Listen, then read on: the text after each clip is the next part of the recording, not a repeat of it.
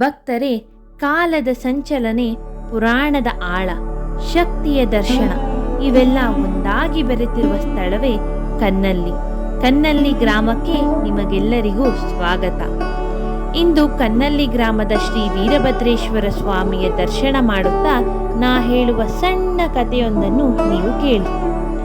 ದಕ್ಷಯಜ್ಞ ನಾಶದ ನಂತರ ಶಿವನ ಆದೇಶದಂತೆ ವೀರಭದ್ರ ಸ್ವಾಮಿಯು ದಕ್ಷಿಣ ದಿಕ್ಕಿನತ್ತ ಪ್ರಯಾಣಿಸುತ್ತಿರುತ್ತಾರೆ. ಯುದ್ಧದ ಕೋಪ, ರೌದ್ರ ಶಕ್ತಿ, ಹೃದಯದ ಭಾರವನ್ನು ತಗ್ಗಿಸಲು ಅವರು ಕೆಲವು ಕ್ಷಣ ನಿಂತ ಸ್ಥಳವೇ ಕನ್ನಲ್ಲಿ. ಸ್ವಾಮಿಯು ಕಾಲಿಟ್ಟ ಭೂಮಿ ಕಂಪಿಸಿತು. ಗಾಳಿಯ ಜೊತೆ ವಿಚಿತ್ರ ನಿಶ್ಶಬ್ದ. ಇದನ್ನು ಕಣ್ಣಾರೆ ಕಂಡ ಗ್ರಾಮಸ್ಥರು ಭಯಭಕ್ತಿಯಿಂದ ಒಂದು ಕಲ್ಲಿನ ವಿಗ್ರಹವನ್ನು ಪ್ರತಿಷ್ಠಾಪಿಸಿ ಸಣ್ಣ ಗುಡಿಯೊಂದನ್ನು ನಿರ್ಮಿಸುತ್ತಾರೆ. ನಂತರ ರಾಜರು, ಪಾಳೆಗಾರರು ದೇವಾಲಯದ ವಿಸ್ತರಣೆಗೆ ನೆರವಾಗುತ್ತಾರೆ.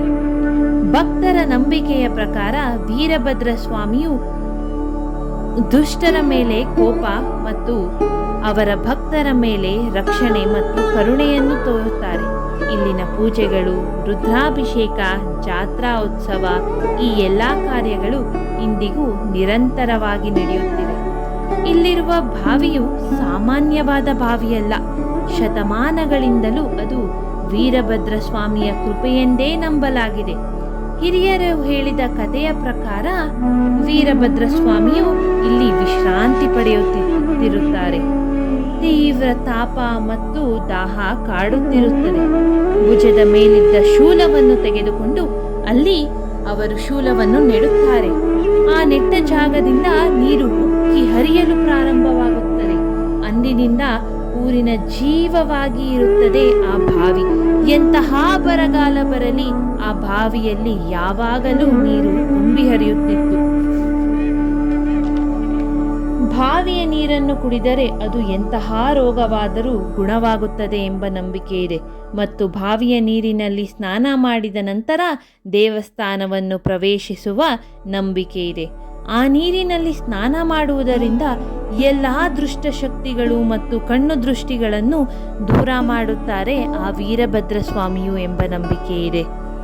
ಹಲವಾರು ಪೀಳಿಗೆಗಳಿಂದ ಗ್ರಾಮಸ್ಥರು ಹೇಳಿಕೊಂಡು ಬಂದಿರುವ ಮಾತೇನೆಂದರೆ, ಸ್ವಾಮಿಯ ಕೃಪೆಯಿಂದಲೇ ಗ್ರಾಮಕ್ಕೆ ನೀರು, ಬೆಳೆ ಬಂದಿದೆ ಎಂದು ಅವರು ನಂಬುತ್ತಾರೆ. ಇಲ್ಲಿ ಕಾಣುತ್ತಿರುವುದೇ ಕನ್ನಾಲಿಯ ಶ್ರೀ ವೀರಭದ್ರೇಶ್ವರ ಸ್ವಾಮಿ. ಇಲ್ಲಿ ದಿನವೂ ಸ್ವಾಮಿಗೆ ರುದ್ರಾಭಿಷೇಕವನ್ನು ಮಾಡಲಾಗುತ್ತದೆ. ರುದ್ರಾಭಿಷೇಕವನ್ನು ಮಾಡಿದ ನೀರನ್ನು ಅವರು ಬಾವಿಗೆ ಬಿಡುತ್ತಾರೆ. ಆ ಬಾವಿಯಲ್ಲಿ ಹಾಕಿದ ನೀರನ್ನು ನಂತರ ಬರುವ ಭಕ್ತರಿಗೆ ಪ್ರತಿಯೊಬ್ಬರಿಗೂ ಒಂದು ಬಿಂದಿಗೆ ನೀರಾಕಿ ನಂತರ ದೇವಸ್ಥಾನದ ಒಳಗೆ ಪ್ರವೇಶಕ್ಕೆ ಬಿಡುತ್ತಾರೆ. ಗ್ರಾಮಸ್ಥರು ಈ ಬಾವಿಯೇ ಅವರ ಪಾಲಿನ ಆಶೀರ್ವಾದ ಎಂದು ತಿಳಿಯುತ್ತಾರೆ. ಇಂದಿಗೂ ಕನ್ನಲ್ಲಿಯ ಬಾವಿ ಭಕ್ತರ ನಂಬಿಕೆಯ ಕೇಂದ್ರ. ಜಾತ್ರೆಯ ಸಮಯದಲ್ಲಿ ಭಕ್ತರು ಮೊದಲು ಬಾವಿಯನ್ನು ದರ್ಶನ ಮಾಡಿ ನಂತರ ದೇವಾಲಯ ಪ್ರವೇಶಿಸುವ ಸಂಪ್ರದಾಯವಿದೆ. ಕಾಲ ಬದಲಾಗಬಹುದು, ಆದರೆ ಈ ಬಾವಿ ಮತ್ತು ದೇವಾಲಯದ ಇತಿಹಾಸ ಭಕ್ತರ ಹೃದಯದಲ್ಲಿ ಯಾವಾಗಲೂ ಉಳಿದಿರುತ್ತದೆ. ವೀರಭದ್ರ ಸ್ವಾಮಿಯು ಅಲ್ಲಿಗೆ ಕಾಲಿಟ್ಟ ಸ್ಪರ್ಶ ಭೂಮಿಯ ಮೈಯಿಂದ ಹರಿದ ನೀರಿನ ರೂಪದಲ್ಲಿ ಇಂದಿಗೂ ಅನುಭವವಾಗುತ್ತದೆ. ಸುಂದರವಾದ ಪ್ರಕೃತಿಯ ನಡುವಿನಲ್ಲಿ ನೆಲೆಸಿರುವ ಈ ದೇವಾಲಯಕ್ಕೆ ಹೋದಾಕ್ಷಣವೇ ನಮ್ಮ ಮನಸ್ಸಿಗೆ ನೆಮ್ಮದಿ ಮತ್ತು ಶಾಂತಿ ನಮ್ಮನ್ನು ಆವರಿಸುತ್ತದೆ. ಸುತ್ತಲೂ ಕೆರೆಯ ನೀರು, ಮಧ್ಯದಲ್ಲಿ ನೆಲೆದಿರುವ ದೇವಾಲಯ, ಒಂದು ಪ್ರಶಾಂತವಾದ ಜಾಗವಿದೆ. ಕನ್ನಲ್ಲಿಯ ಈ ಪವಿತ್ರ ಬಾವಿ ಮತ್ತು ದೇವಾಲಯ ಭಕ್ತರಿಗೆ ಯಾವಾಗಲೂ ಶಕ್ತಿ ದೀಪವಾಗಿರಲಿ. ಹರ ಹರ ಮಹಾದೇವ, ಹರ ಹರ ವೀರಭದ್ರ, ಓಂ ನಮಃ ಶಿವಾಯ ಎನ್ನುತ್ತಾ ನನ್ನೀ ಸಣ್ಣ ಕತೆ ಹೇಳುವುದನ್ನು ಇಲ್ಲಿಗೆ ಮುಗಿಸುತ್ತೇನೆ. ಇತ್ತೀಚೆಗೆ ಇಲ್ಲಿ ಕಂಡುಬಂದಿರುವಂತಹ ಅಭಿವೃದ್ಧಿ ಮತ್ತು ಜೀರ್ಣೋದ್ಧಾರಕ್ಕೆ ಕಾರಣವಾಗಿರುವರೇ ಇವರು KP ಸದಾಶಿವಯ್ಯನವರು. ಇಲ್ಲಿ ಕಟ್ಟಿಸಿರುವ ದಾಸೋಹ ಭವನಕ್ಕೆ ಅವರು ತಮ್ಮ ಜಾಗವನ್ನು ದಾನ ಮಾಡಿಕೊಡುತ್ತಾರೆ.